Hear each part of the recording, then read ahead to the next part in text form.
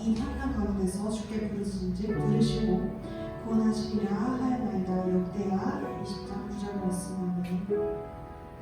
오늘도 저희를 택하셔서 자녀 삼으신 주님, 저희들 오늘도 이 자리에 이 예배 자리에 나오게 하시면 감사합니다. 아버지께서 언제나 최선으로 저희들을 사랑하심을 믿습니다. 환난 때에도 하나님의 사랑은 변함이 없음을 믿습니다. 오늘 나의 등 뒤에서 나를 도우시는 주님을 믿고 나아가는 저희들 되게 소망합니다. 주님, 현재 전염병으로 인하여 예배 자리에 나오기 어려운 상황들이 있습니다. 각자 위치에 있는 그곳에서 주님을 예배하고 예배하는 그 한 사람 한 사람도 빠짐없이 주님께서 기억하여 날개 아래 구할 수 있도록 인도하여 주세요. 속히 함께 예배드릴 수 있는 날을 기대합니다. 예배 모든 것을 주님께 맡기며 살아서 역사하시는 예수님 이름으로 기도드립니다.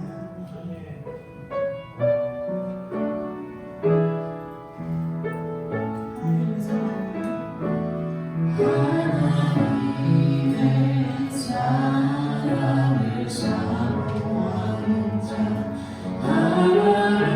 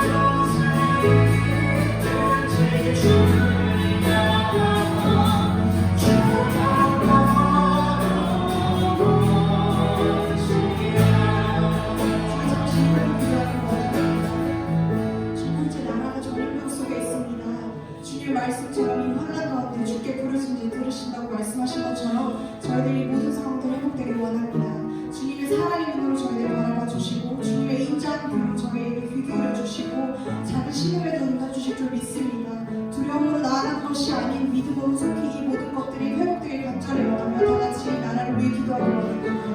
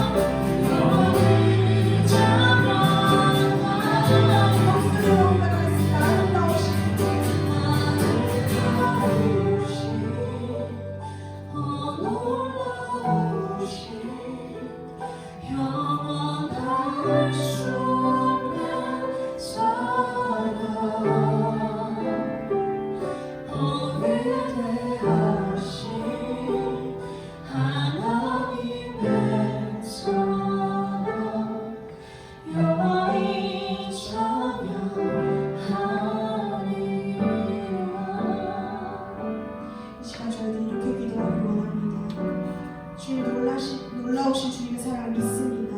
저희들 주님의 그 사랑 안에 거하기 소망합니다. 오직 주님 한 분만의 바람으로 저희들 되길 원합니다.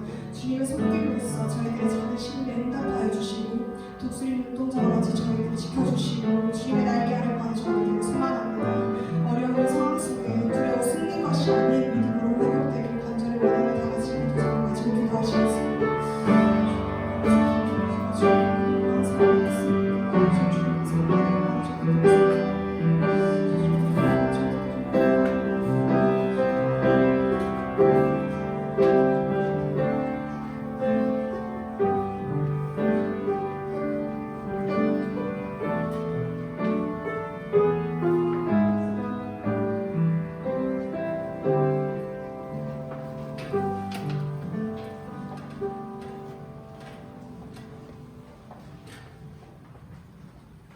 함께 기도드리도록 하겠습니다. 살아계신 하나님 아버지, 오늘 저희들을 이렇게 귀한 청년 예배로 인도하여 주시는 데 감사드리옵나이다. 그리고 이러한 문명의 이 길을 활용하여서 저희들이 유튜브 영상 그리고 동영상 스트리밍을 통하여 이렇게 이 자리에 앉아있지 못하지만 다른 청년들과 영적인 교감을 느끼면서 역시 같은 시간에 예배를 드릴 수 있게 하시는 데도 감사드리옵나이다. 주님, 우리 지금 대한민국이 지금 코로나 바이러스 사태뿐만이 아니고 여러 가지 사회적인 악조건 속에서 지금 많은 사람들이 신음과 고통 가운데 있사옵나이다. 주님, 이런 고난과 고통과 역경의 터널을 지금 지나가고 있는 우리 대한민국의 상황과 한국교회를 주님께서 기억하여 주시옵소서. 지금 저희들이 매주마다 당연하게 드리는 이러한 주일 예배가 이제 점점 당연하지 않은 것처럼 느껴지고 있고, 그리고 많은 성도님들 마음 가운데서 예배가 점점 잊혀지지 않을까 두렵사옵나이다. 주님, 저희들 마음속에 예배를 다시 한번 회복시킬 수 있는 은혜를 더해 주십시오. 그리하여 이전보다 더욱더 이 모든 긴 터널을 지난 후에는 이전보다 저희들이 신앙의 진보와 그리고 복음 전파에 더욱더 확실성을 우리 마음속에 가득 찰 수 있도록 이끌어 주시옵소서. 오늘 모든 예배가 시작부터 마지막까지 주님 손에 맡겨진 것을 믿사오며 진노사라 역사하시는 예수 그리스도 이름으로 기도드렸습니다. 아멘. 네, 이 시간 저희들 말씀을 찾아보도록 하겠습니다. 저희들 함께 보실 말씀은 마가복음 8장 9절에서 13절까지 말씀이 되겠습니다.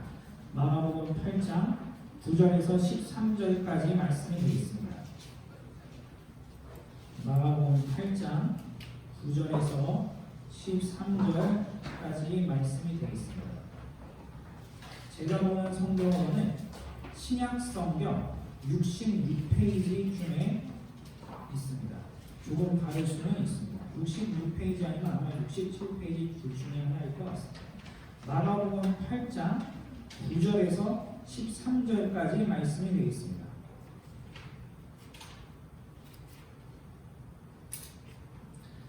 그러면 다 찾으신 줄로 믿고 이번엔 교독이 아니고 9절부터 13절까지 저와 청년 여러분들이 한 목소리가 되어서 다 함께 읽도록 하겠습니다. 9절 시작하겠습니다. 사람은 약 4,000명이었더라. 예수께서 그들을 흩어 보내시고 곧 제자들과 함께 배에 오르사 달마누다 지방으로 가시니라. 바리새인들이 나와서 예수를 힐난하며 그를 시험하여 하늘로부터 오는 표적을 구하거늘 예수께서 마음속으로 깊이 탄식하시며 이르시되 어찌하여 이 세대가 표적을 구하느냐. 내가 진실로 너희에게 이르노니 이 세대에 표적을 주지 아니하리라 하시고 그들을 떠나 다시 배에 올라 건너편으로 가시니라. 아멘. 자, 오늘도 이렇게 귀한 주일날 만나 뵙게 되어서 정말 반갑고 영광스럽습니다. 오늘 저희들이 주목해야 될 단어는 다름 아닌 교만입니다. 교만에 관해서 어떻게 생각하시나요? 세상 사람들은 교만을 좋아할까요? 싫어할까요? 세상 사람들이 아무리 말씀의 조명을 받지 않고 하나님과 예수님의 이러한 사역을 부정한다 할지라도 세상 사람들도 사실 교만을 좋아하지 않아요. 교만을 경계하면서 살고 있습니다. 그러면 세상 사람들 기준에서 교만을 경계하는 이유는 무엇일까요? 여러분이 생각했었을 때 세상 사람들은 교만을 왜 싫어한다고 생각하십니까? 제가 한 가지 예를 들어보도록 할게요. 제가 초등학교 3학년 때 저의 같은 반 친구 중에 글씨를 굉장히 잘 쓰는 친구가 있었어요. 초등학교 3학년 나이인데 웬만한 성인 여성들 못지않게 글씨를 잘 썼어요. 참고로 걔는 남학생이었어요. 제가 성별 이야기하는 건 아니고 제가 보니까 상대적으로 보면 사실 남학생들이 여학생들보다는 이제 글씨가 좀 지저분할 수 있는 편이 좀 있잖아요. 이게 오해하지 마세요. 무효를 가리자는 게 아니고 잘하는 부분이 다르는데 저도 글씨 되게 못 쓰거든요. 놀랍게도 저의 글씨가 중학교 때 글씨 그대로 달라진 게 없어요. 제가 중학교 때 공책 보면 제 글씨랑 똑같더라고요. 그런데 걔는 초등학교 3학년임에도 불구하고 웬만한 성인 여자들 글씨보다 어쩌면 더 잘 쓸 수도 있었어요. 그래서 자신의 공책을 친구들한테 보여주면서 내가 이렇게 글씨 잘 쓴다 이렇게 이야기를 하고 다녔어요. 근데 그 당시 초등학생들 입장에서 봤을 때는 그거는 그냥 그런가 보다 하고 넘어갔는데 그 친구가 중학생이 올라간 뒤부터 제가 들려온 소리는 그 반에서 심각하게 까불림을 당했다는 것입니다. 그 이유인즉슨 자기 글씨 잘 쓴다고 나댄다고 느낀 거예요. 주위 학생들이 그래 너 글씨 잘 쓰는 거 알아. 근데 왜 그렇게 잘난 척해? 왜 그렇게 교만해? 이런 마인드를 가지고 있었어요. 그래서 그 친구를 까돌렸던 것이었어요. 물론 제 그 중학교 그 친구가 초등학교부터 올라갔던 그 중학교 친구가 정말 마음이 교만했는지 어쩐지는 모르겠는데 어쨌거나 주위 사람들이 그 학생을 교만하게 보니까 그 학생은 인간관계가 단절될 위기에 빠지게 된 거예요.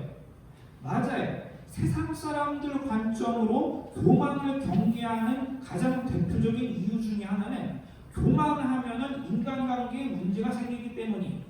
나의 인간관계를 지키기 위하여 다른 사람들과 소외받지 않기 위하여 내가 조금 능력 있고 특정 부분에서 잘난다 할지라도 겸손한 모습을 보이려고 하고 교만한 모습을 배제하려는 그러한 모습은 인간관계의 유무에 달려있다는 거예요. 그리고 또 있어요. 교만한 사람은 있잖아요. 크리스찬이든 비기독교든 교만한 사람의 특징은 게을러지거나 안일해질 가능성이 높습니다. 내가 이 정도 잘났는데 내가 지금 이 정도 위치인데 어깨에 힘은 들어가고 몸에 힘은 들어가나 그 다음에 더 이상 노력을 안 하거나 게을리한다거나 사태의 심각성에 관해서 안일하게 대처할 가능성이 높아요. 그래서 특히 기업인들은 교만한 사람을 굉장히 싫어합니다. 정말 피 터지는 이러한 경쟁사회 속에서 경쟁업체들이 지금 우리 기업 위치를 따라잡으려고 그리고 우리 역전하려고 저렇게 노력하고 있는데 임원들이 교만하고 게을러지면은 그 회사는 위기에 빠질 수가 있다는 것이죠. 그래서 세상 사람들 관점으로는 제 생각에는 그들이 교만을 경계하는 이유는 첫 번째로 인간관계적인 측면이고 두 번째로 교만은 안일한 마음과 나태한 마음을 주기 때문이에요. 근데 이런 이야기는 솔직히 교회 말고 그냥 어디 뭐 청춘 세미나, 뭐 대학교 초청 강사 이런 사람들은 할 수 있는 이야기. 근데 저는 여기서 이야기를 끝내고 싶진 않아요. 저희들은 영적인 가족이 하나님께로부터 자녀의 영을 받고 저희들이 지금 전부 형제 자매님 이렇게 이야기하고 있다는 것 자체가 저희들은 영적인 사람들이라는 이야기고, 저희들은 영성의 측면에서 보았을 때 이 교만이 우리에게 얼마나 큰 영혼의 상처를 주는지 한번 보도록 하겠어요. 이제부터 성경 이야기로 가도록 하겠습니다. 성경에서 여러분들이 굉장히 잘 알고 있는 예수님의 이적 중에 하나를 제가 말씀을 드려볼 테니까 한번 마음속으로든 한번 알아맞혀 보십시오. 예수님께서 아주 넓은 곳에서 많은 사람들 앞에서 가르치셨어요. 정말 수많은 사람들이 있어요. 수천 명이나 되는 사람들이 있어요. 그런데 안타깝게도 그 사람들은 먹을 것이 없어서 전부 다 배가 죽인 상황이었어요. 그래서 예수님께서는 그들을 불쌍히 여기시고 보리떡과 물고기를 축사하시자 거기서 갑자기 보리떡과 물고기가 무한히 계속 나와요. 그리하여 그 수천 명이 넘는 사람들이 전부 배불리 먹고 몇 개의 바구니가 남았어요. 이 사건 여러분 잘 아시죠? 이 사건 뭐라고 생각하시나요? 오병이어 기적이죠. 맞아요. 오병이어 기적이에요. 그런데 오병이어 기적 하나만 있었을까요? 이게? 이것과 굉장히 유사한 사건이 오늘 마가복음 8장에 있어요. 그런데 이 마가복음 8장의 이 사건은 오병이어 사건이 아니었습니다. 칠병이어 사건이라고 해요. 많은 분들이 헷갈리시는 경우가 있어요. 근데 칠병이어 사건과 오병이어 사건은 분명히 다릅니다. 이제부터 제가 무엇을 다른지 한번 설명을 드려보도록 할게요. 먼저 오병이어 사건에서 제가 다시 한번 차근차근 말씀드려보도록 하겠습니다. 오병이어 사건의 배경은 일단 유대 지역입니다. 그리고 예수님께서 5,000명이 넘는 사람들 앞에서 가르치셨고, 당연히 유대 지역이기 때문에 그 대부분 사람들이 유대인이겠죠. 근데 그들이 배가 고픈 상황에, 그래서 예수님께서 그들을 불쌍히 여기시사 제자들에게 물어보셨어요. 먹을 것이 있느냐? 근데 제자들에게 먹을 게 없어요. 그런데 아이가 가지고 온 도시락이 있어요. 아이가 가지고 온 도시락을 살펴보니까 보리떡 5개와 물고기 2마리. 근데 이것을 가지고 예수님께서 축사를 한 번 하시자 먹을 것이 무한히 나오더니 5,000명이 넘는 사람을 먹이시고 12개의 바구니가 남았어요. 이게 우병이에요. 근데 칠병이어는 뭘까요? 칠병이어의 배경은 이방 땅에 가까웠습니다. 그래서 예수님의 말씀을 듣는 수천 명의 사람들, 정확히 말씀드리면 아까 오병이어는 4,000명이었는데 아까 오병이어는 5,000명이었는데 칠병이어는 4,000명이. 그리고 이방 지역과 접견 지역이기 때문에 이방인과 유대인들이 골고루 섞여 있어요. 인종과 민족이 이제 별로 이렇게 나누어지지 않은 사람들이. 근데 예수님께서 역시 그들이 배고파하시는 것을 보시고 불쌍히 여기셔서 제자들에게 물어보았어요. 먹을 것이 있느냐? 그런데 제자들의 먹을 것을 전부 찾아보니까 떡 7개, 아까는 5개죠? 떡 7개와 물고기 2마리가 나왔어요. 그래서 예수님께서는 이 떡 7개와 물고기 2마리, 그래서 칠병이어예요. 떡 7개와 물고기 2마리로 이것을 가지고 축사하시자 4,000명이 넘는 사람을 먹이시고 7개의 바구니가 남았어요. 오병이어는 숫자로 요약해드리자면 떡 5개, 물고기 2마리, 그리고 5,000명, 그리고 12바구니. 그리고 칠병이어는 떡 7개, 물고기 2마리, 그리고 4,000명, 7바구니. 이런 차이가 있어요. 근데 이거를 보는 사람들이 굉장히 헷갈려서 이 두 사건을 같은 사건으로 봐요. 하지만 분명히 다른 사건입니다. 분명히 다른 사건이에요. 어떠한 차이가 있을까요? 방금 제가 말씀드린 그 차이 중에 그 외에도 어떤 차이가 있을까요? 제가 여기서 주목해야 될 차이점은 무엇이냐 하면은 바로 떡과 물고기가 예수님 일행 가운데 떡과 물고기가 있었느냐 없었느냐부터 한번 따져보야만 합니다. 오병이어 사건에서는 예수님 포함해서 12명의 제자들 가운데 식량을 가지고 있는 사람들이 없었어요. 한 명도 없었어요. 예수님의 말씀을 듣고 있는 저 사람들도 먹을 게 없어서 배가 고픈 상황이고 심지어 예수님 일행도 먹을 게 없어요. 그런데 소년의 도시락을 빌려와서 행하신 거예요. 즉 오병이어 사건은 예수님의 일행이 아무것도 없었던 무해 상태에서 다른 사람들 수천 명을 먹이신 사건이 돼요. 아무것도 없는 무해 상태에서 먹이신 거예요. 즉 오병이어 사건의 의미는 뭐냐면은 예수님이 누구신가에 관한 의미입니다. 무에서 5천 명이 넘는 사람들을 먹이시다니 그럼 과연 예수님의 정체는 어떤 분이실까? 그것을 논하는 것이 바로 이 오병이어 사건의 특징이에요. 예수님은 하나님의 아들이시고 구약의 그 많은 선지자들이 예언했던 메시아고 그리고 이위 하나님과 동일하신 분이야. 이것을 증명하시기 위한 그러한 기적과 표적이 바로 오병이에요. 이게 바로 오병이어의 의미예요. 잘 기억해 주시면 됩니다. 그럼 칠병이어는 뭘까요? 칠병이어는 예수님과 일행들이 비록 소량이긴 합니다만 먹을 걸 가지고 있었어요. 오병이어 때는 예수님 일행도 먹을 게 없어서 어린애로부터 도시락을 빌려왔는데 칠병이어는 외부로부터 도시락을 가져올 필요가 없이 쟤들끼리 호주머니 털어서 먹을 것을 다 꺼내 먹으니까 떡 7개랑 물고기 2마리밖에 없어요. 그래서 예수님께서는 이 부족한 이 식량을 가지고 4,000명을 먹이셨어요. 무가 아니에요. 무의 상태가 아니고 굉장히 적은 소량에서 다수의 사람을 먹이신 거예요. 이것은 무슨 의미가 있는지 아시나요? 예수님께서 이 칠병이어의 이 기적을 행하시기 전에 분명히 이렇게 말씀하셨습니다. 제가 성경에 있는 내용을 현대식으로 제가 설명해 드릴게요. 예수님께서 저 줄인 자들을 보시더니 굉장히 마음 아파하시고 불쌍히 여기셨어요. 그래서 성경에서 이르기를 이렇게 예수님께서 말씀하셨습니다. 예수님께서 그들을 불쌍히 여기시사 그들이 내가 만약에 저들을 먹이지 않고 그대로 돌려보내면은 저들은 길가에서 기절할 것이다. 그래서 제자들로부터 소량의 먹을 것을 가지고 오셔서 그걸로 축사하사 4,000명이 넘는 사람들을 배불리 먹이셨어요. 그럼 여러분들 생각에는 예수님께서 칠병이어 사건을 왜 행하신 것 같나요? 아까 오병이어는 예수님이 하나님이라는 사실을 증명하시기 위해서 행하신 것이라면은 칠병이어는 그러면 왜 행하신 것 같나요? 단순하게 생각하셔야 됩니다. 여러분들이 여러분 나이에서 15살 또는 20살 마이너스 해서 여러분들이 유치부 또는 그 유초동부 나이가 되었다고 생각을 해보세요.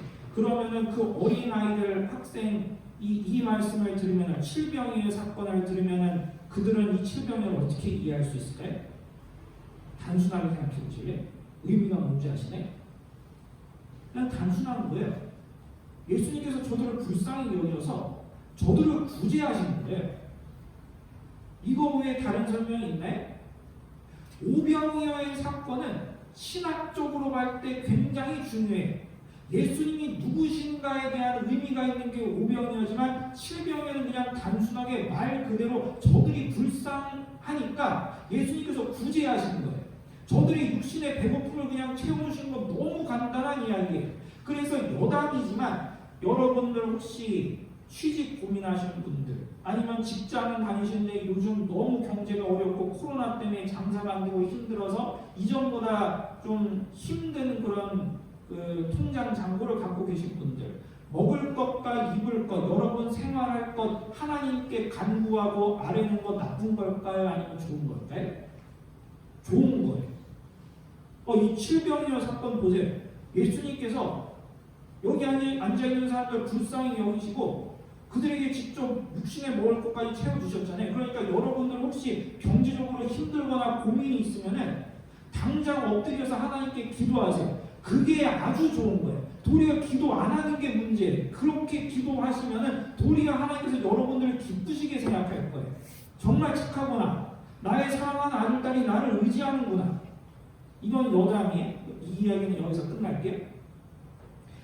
그래서 예수님께서 순수하게 구제의 목적으로 질병의 기적을 행하셨는데 문제는 이거를 이상하게 보는 사람들이 또 등장했어요. 지난 시간에 그 사람들 누군지 아시죠? 이 사건이 끝난 다음에 바리새인들이 몰려오더니 성경에서 이르기를 예수님을 힐난하며 표적을 구했다라는 표현이 나와요. 힐난은 무슨 뜻인지 아시네? 힐난은 다른 사람의 트집을 잡아서 강하게 비판한다는 뜻이에요. 책 잡고 비판한다는 것이 힐난이고 그 다음에 나오는 말이 표적을 구한다는 거예요. 이 바리새인들은 왜 예수님을 힐난하고 왜 표적을 구했을까요? 바리새인들은 예수님께 그럼 어떤 식으로 말했을까요? 한번 상상해 볼까요? 힐난하며 표적을 구했다. 뭐라고 말했을까요? 이렇게 말하지 않았을까요? 예수여, 당신이 대체 뭔데 뭐라고 이런 기적을 행하셨어? 당신이 메시아나 됩니까? 그럼 표적을 한번 보여주세요. 표적 안 보여주면 우린 당신 메시아라고 인정할 수 없어요. 그리고 당신 요즘 좀 인기 많고 뜨는 모양인데 지금 우리를 견제하는 거예요? 당신이 어떻게 나한테 그럴 수가 있어? 어떻게 우리들한테 그럴 수가 있어? 당신 다음부터 계속 문제 일으키면 우리 신고할 줄 아셔. 그리고 표적은 왜 안 보여줘요? 당신 메시아도 아니면서 표적 보여주면 될 것을. 이런 식으로 이야기하지 않았을까요? 트집을 잡고 표적을 구해요. 이렇게 이야기했을 거예요. 분명히. 그러면 여기서 바리새인들은 어째서 이러한 행동들을 하게 되었을까요? 드디어 제가 아까 서두에 말씀드린 그 단어랑 연관이 있습니다. 바리새인들은 굉장히 교만했기 때문이에요. 그리고 교만하다는 것은 역설적으로 들리겠지만 열등감과 종이 한 장 차이입니다. 열등감이 심한 사람일수록 그 내면이 심한 열등감이 있는 사람일수록 더욱더 남들보다 교만함을 뽐내려고 해요. 도리어 내면에 열등감이 없으면 교만도 없고 남이 어떻게 살든지 간에 남이 무슨 집에 살든지 간에 남이 무슨 차를 끌고 다니고 다른 사람이 뭐 결혼 생활이 어떤지 간에 별로 신경 쓰지 않아요. 그냥 난 나예요. 그런데 교만한 사람이 역설적으로 그 마음속에 굉장히 열등감이 가득 차기 때문에 일부러 교만한 행동을 하는 거예요. 나 이 정도 되는 사람이야. 나 너랑 달라. 나 너랑 클래스가 달라. 나 이런 사람이야. 그런데 이 열등감에 휩싸여서 그리고 한편으로는 교만한 바리새인들이 보았을 때는 예수님의 인기가 이미 자신들의 인기보다 더욱더 올라갔다는 사실에 지금 열등감을 가지고 있고 예수님을 견제하기 위해서 지금 힐난을 벌이고 있는 거예요. 그렇습니다. 교만한, 성경 속에 등장한 이 교만한 사람의 특징은 열등감이 생기면서 다른 사람의 행동을 책잡기를 즐겨 하는 모습이 드러난다는 것입니다. 하지만 이것보다 더욱더 중요한 이야기가 있어요.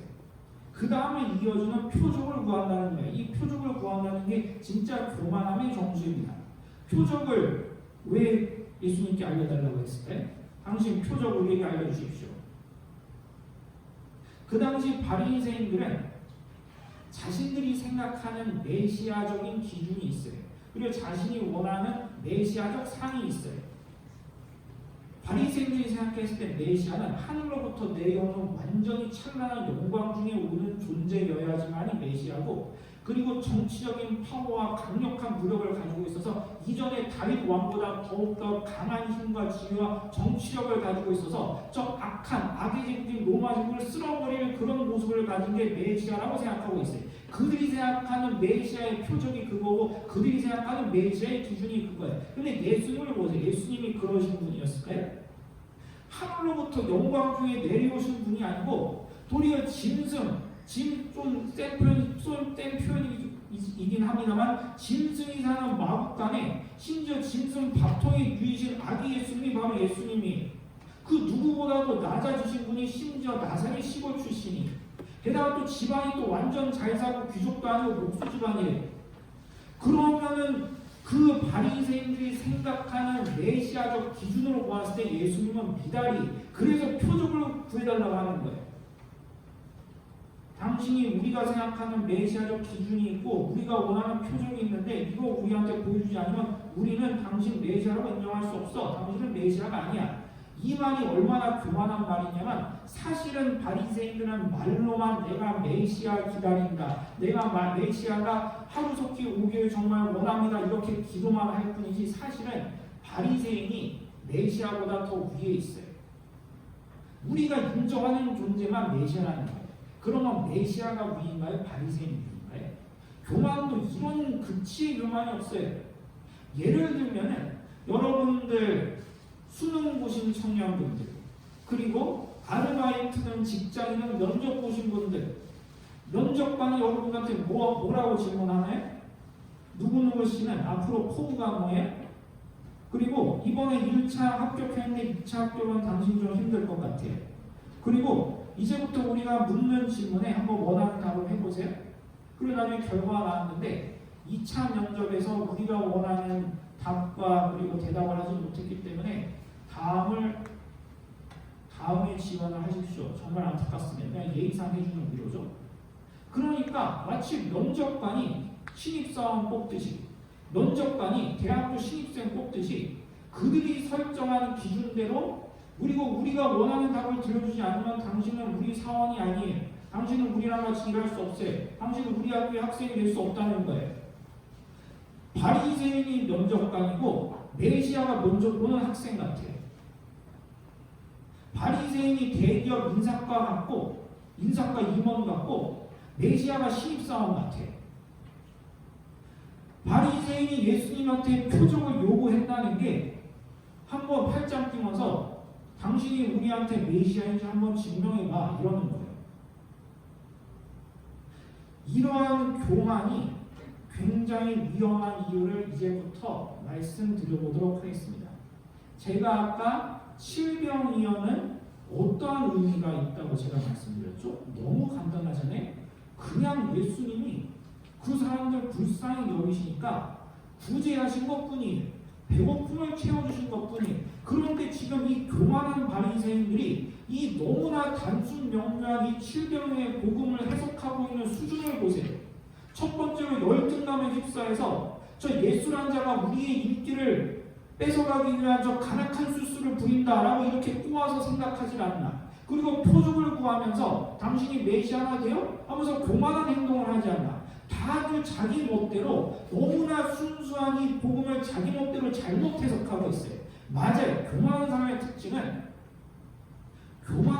특징은 너무나 단순한 하나님의 말씀도 깨닫지 못하게 만들어요. 영적으로 완전히 장님을 만들어서 보기는 보아도 알지 못하고 듣기는 들어도 깨닫지 못하는 가장 선봉장이 교만한 마음에 휩싸인 사람은 자신의 알량한 추리력과 자신의 알량한 철학으로 정말 이 성경에 있는 순수한 부분을 곡하게 해석해서 이해할 수가 없고 이 말씀의 메시지를 온전히 받을 수가 없어요. 만약에 칠병이의 기적이 있었던 약 2000년 전 그 당시 이 땅에 이것을 실제적으로 경험했던 그 당시 순수한 어린아이가 예수님께서 보여주신 칠병이의 기적을 경험하였을 때 어린아이 입에서 무슨 말이 나왔을까요? 어린아이 입에서도 바리새인들처럼 똑같은 말이 나왔을까요? 저 예수란 자가 인기 끌고 싶어서 저런다. 저 사람 메시아도 아닌데 일부러 쇼하고 있네. 애 입에서 이런 말이 나왔을까요? 그렇지 않겠죠. 단순하게 나왔겠죠. 예수님이 우리를 너무 사랑하시고 우리의 배고픔을 예수님께서 아셨어요. 그리고 예수님께서 지금 우리의 배고픔을 채워주셨어요. 저는 이제부터 예수님 따라갈래요. 이 말이 나오잖아요. 그리고 이러한 똑같은 본문을 듣고 만약에 우리 교회든 한국 교회든 유치부랑 유초등부 어린애들 걔네들 순수한 영혼이 이 말씀을 들으면은 또 애들 입에서 예수님이 지지를 올리기 위해서 이렇게 쇼합니다. 예수님이 메시아도 아닌데 또 뭐 이상한 행동한다 그런 말이 나왔을까요? 아니겠죠. 천국은 어린애들 같은 자가 간다는 말씀이 바로 여기에 해당되는 거예요. 순수한 복음을 그냥 있는 그대로 본인의 생각을 끼어들 틈 없이 그냥 있는 그대로 받아들여요. 교만하지 않는 사람의 특징이 어린아이처럼 낮추는 사람들, 어린아이처럼 겸손한 사람들이어야지만이 이 순수하고 간단한 복음, 누가 들어도 순수한 예수님의 사랑인데 사랑을 있는 그대로 받아들이는데 교만한 사람은 예수님의 사랑도 잘못 해석해요. 이것이 바로 교만이라는 이러한 악한 모습이 우리 영혼에 주는 큰 상처입니다. 제가 적용을 크게 두 가지를 해볼게요. 첫 번째는 일반적인 적용이 됩니다. 교만은 말이죠. 아까도 말씀드렸듯이 굉장히 단순하고 명백한 성경의 진리를 자꾸 곡하게 해석하는 그런 나쁜 영향력을 행사해요.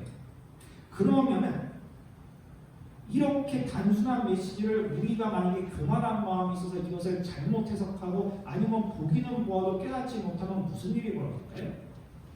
하나님과 소통이 끊깁니다. 이 말씀을 통해서 하나님이 우리들에게 사랑하는 아들들아 내가 너한테 이런 걸 원하노라. 그리고 나랑 한번 대화해보지 않을래? 너 힘들지? 내가 이러한 이야기를 하고 싶어. 내가 너의 상황을 잘 알고 있는데 내가 너에게 이러한 가르침을 주고 싶어. 이 말씀을 통해서 아니면 우리 주위의 상황을 통해서 하나님께서 그저 순수하게 사랑의 표현으로 메시지를 지금도 주시고 계시는데 우리 마음속에 교만이 가득 차면 하나님께서 우리에게 주신 사랑도 오해해요. 하나님 저 싫어하시죠? 왜 저한테 이런 거 해주세요? 제가 무슨 잘못을 했는데 하나님 제가 그동안 교회에서 주의송수 얼마나 많이 했는데 정말 이럴 거면 저 교회 안 나와요. 이러면서 하나님한테 뭐라고 심한 소리하고 교회 자꾸 떠난다고 이야기하고 이러면 하나님과의 관계가 깨어지고 소통이 깨어집니다. 하나님이 제일 싫어하는 거 두 개가 있어요. 첫 번째는 아까 말씀드린 교만이고 두 번째는 불순종이에요. 하나님께서 교만을 왜 싫어하실까요? 혹시 이거 생각해 보신 적 있나요? 분명히 성경에는 하나님께서 교만한 자를 정말 싫어하시거든요. 요 구약 성경에서도 사실 저 북이스라엘과 남유다 이 두 왕조가 남북 왕조가 싸그리 멸망할 가장 결정적인 이유가 바로 교만이었어요. 교만. 본인이 자신들이 교만하고 하나님이 없는 것처럼 행동하고 이방신과 겸하여 섬기니까 이 교만함이 극치 다다르니까 결국에 하나님께서 몽둥이를 드신 게 이 두 왕국의 멸망이었어요. 근데 왜 하나님께서는 교만한 걸 싫어하실까요? 우리를 통제하시기를 즐겨하셔서 그런 걸까요? 괜히 우리 인생에 오지랖 넓으셔서 그런 걸까요? 그렇지 않아요. 이것도 한번 단순하게 생각해요.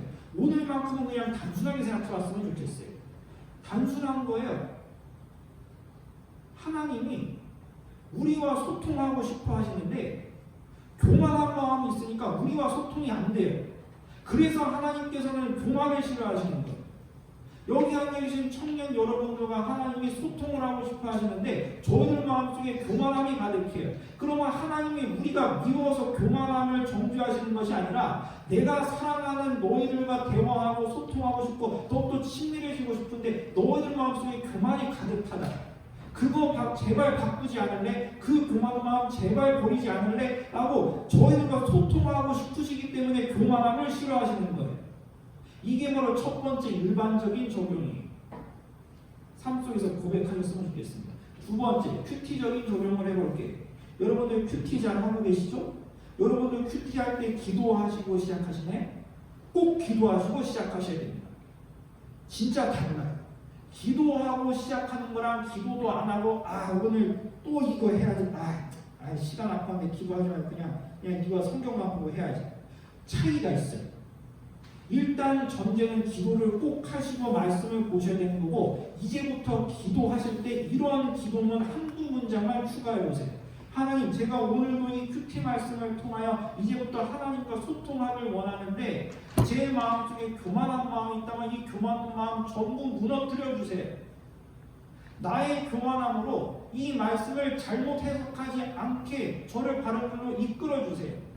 하나님께서 말씀하시는 그대로 제가 받들겠습니다.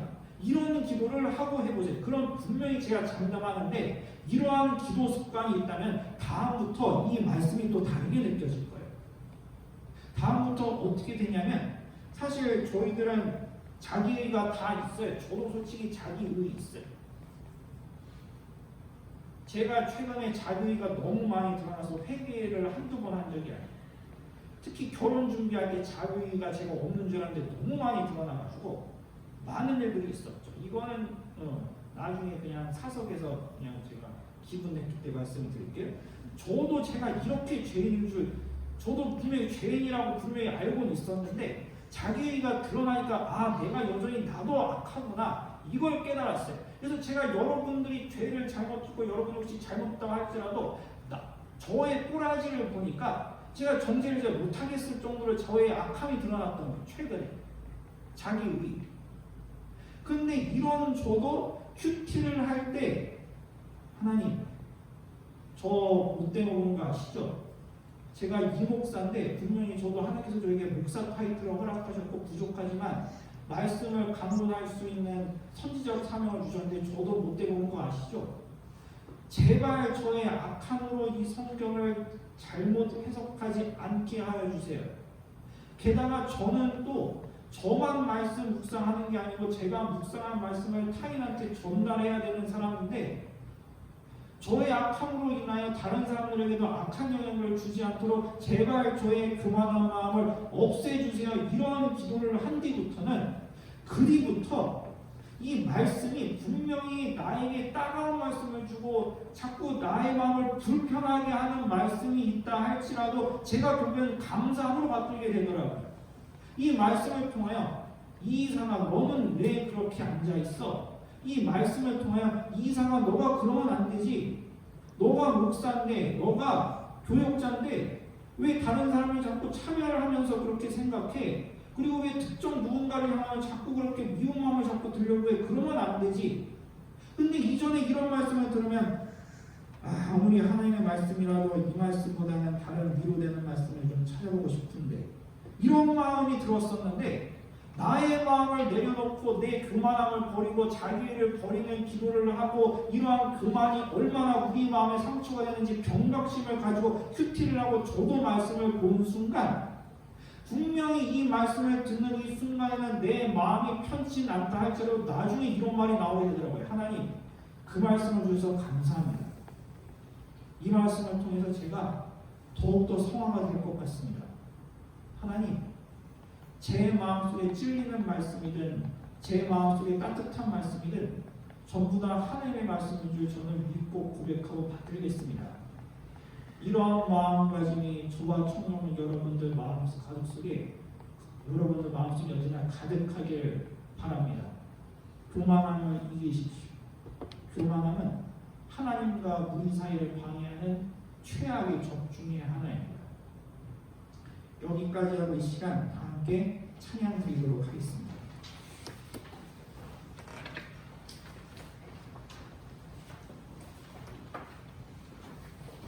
오늘 이 교만한 마음을 경계하는 이 말씀을 생각하면서 내가 주인 삼은 모든 걸 내려놓고 이 찬양으로 함께 신앙 고백 드리도록 하겠습니다.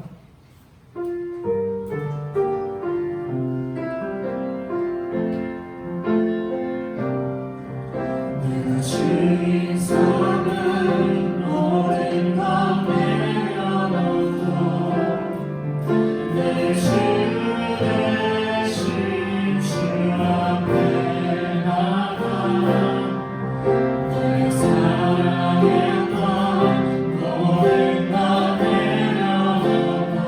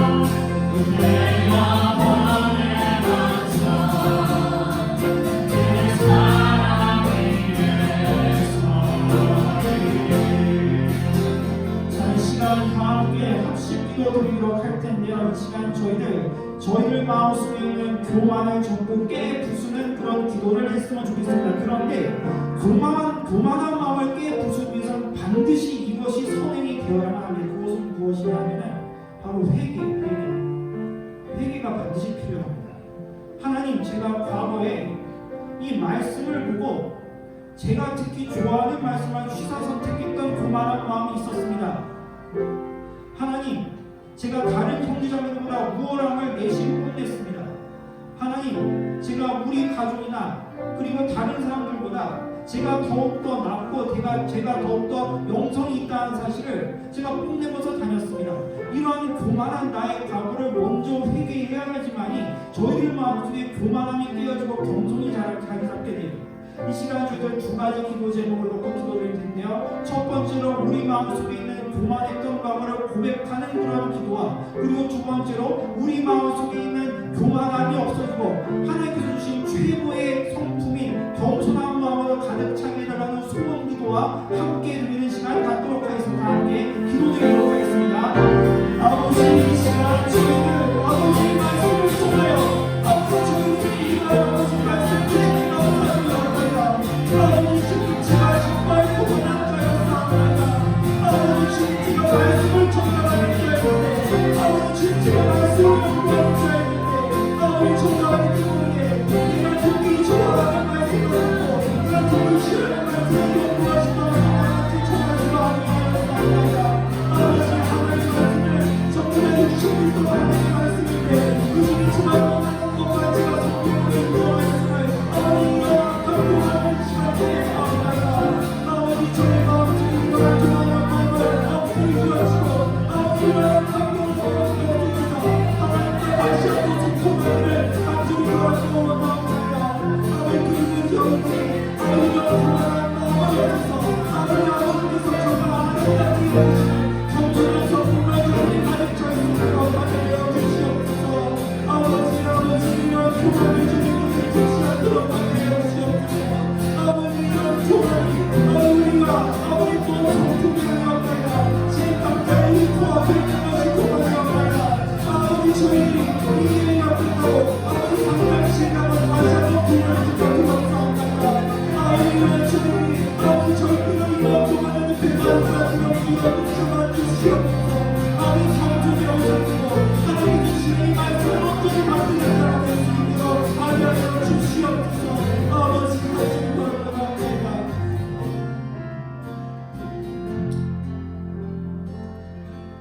기도드리겠습니다. 살아계신 하나님 아버지, 저희들은 창세기 말씀을 통하여 우리의 조상들이었던 아담과 하와의 범죄에 관하여 잘 알고 있사옵나이다. 아담과 하와는 선악과를 먹으면 스스로가 하나님처럼 될 수 있을 거라는 교만한 마음으로 말미암아 결국에는 불순종을 하게 되었습니다.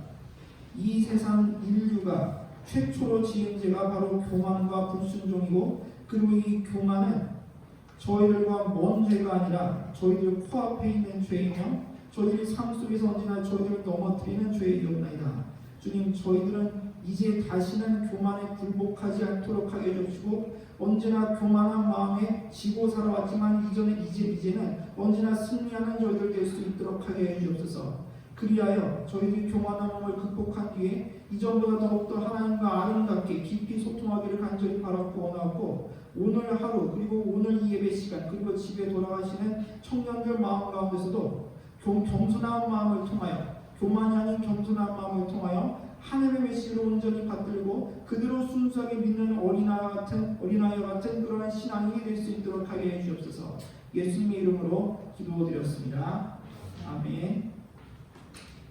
자, 그럼 이 시간에 다 함께 주기도문 하고 그 다음 순서 진행하도록 하겠습니다. 다 함께 주기도문 드리도록 하겠습니다. 하늘에 계신 우리의 아버지여, 이름이 거룩히 여김을 받으시오며 나라의 마옵시며 뜻이 하늘에서 이루어지는 것 같이 땅에서도 이루어지리라. 오늘날 우리에게 일용할 양식을 주옵시고 우리가 우리에게 죄의 진 자를 사하여 줄 것 같이 우리 죄를 사하여 주옵시고 우리를 시험에 들게 하지 마옵시고 다만 악에서 구하옵소서. 대개의 나라와 권세와 영광이 아버지께 영원히 있사옵나이다. 아멘. 자, 이제 광고 시간이 되었습니다. 오늘도 이 자리에 오신 모든 청년분들 정말 주님의 이름으로 환영합니다. 그리고 그 동영상 지금 시청하고 계신 모든 청년 여러분들도 저희들이 비록 거리상 떨어져 있지만 정말 시청하고 계셔 주셔서 정말 감사드릴 뿐만이 아니라 이러한 거리가 중요하지 않고 이 같은 시간에 각자 위치에서 예배를 드리고 있으니 저희들은 이미 영적으로 이어져 있을 줄 있습니다. 그리고 코로나 바이러스 사태가 아직까지 진행 중이기 때문에 그러니까 다음 주일 4월 5일에도 똑같은 방식으로 이렇게 예배를 드리게 됩니다. 똑같이 이 예배, 본 예배와 그리고 동영상 예배를 병행하는 것으로 되었습니다. 그리고 고난주간이 이제부터 다가오고 있는데요. 고난주간과 부활절만큼은 바이러스는 그냥 머릿속에서 지우시는 게 저는 좋다고 생각합니다. 고난주간이 있어야지만 그리고 부활절이 있어야지만이 그리고 이런 것이 이 고난주간과 부활절이 있기 때문에 저희들이 오늘 이 자리에 있는 거예요. 예수님의 고난과 십자가 희생과 부활이 있기 때문에 저희들이 구원을 받고 이 자리에 앉아서 서로 형제님 자매님 부를 수 있는 것입니다. 그러니 코로나와 고난주간을 비교하면 어느 쪽이 위인지는 이건 더 이상 설명할 필요가 없죠. 그러니 고난주간이기 때문에 각자 자리에 위치하시던 아니면 그 외에 마음 맞는 분들끼리 너무 많이 모이시는 마시고 그냥 소규모로 각자 모이든지 해서 고난주간만큼은 그러니까 다음 주 주일 4월 5일 이후부터 고난주간만큼은 정말 더욱더 경건과 거룩 생활에 힘써 주시면 좋겠습니다. 저도 함께 하도록 하겠습니다. 저도 지금 금식을 생각 중에 있습니다. 저처럼 금식하시라는 건 아니고 그냥 그렇다는 거죠. 그리고 또 다음 주에 4월 5일날 고난주간이기도 합니다만 고난주간의 시작이기도 합니다만 또 2부 순서로 이제 패션 오브 크라이스트 아시죠? 그 영화를 2부 순서로 상영하게 되었습니다. 정말 감동적인 영화고 정말 리얼리티한 영화잖아요. 그 영화를 다시 한번 보시면서 예수님이 우리를 위하여 얼마나 고통당하셨는지 다시 한번 배우는 점 그리고 귀한 나눔과 교제의 시간 되었으면 좋겠습니다.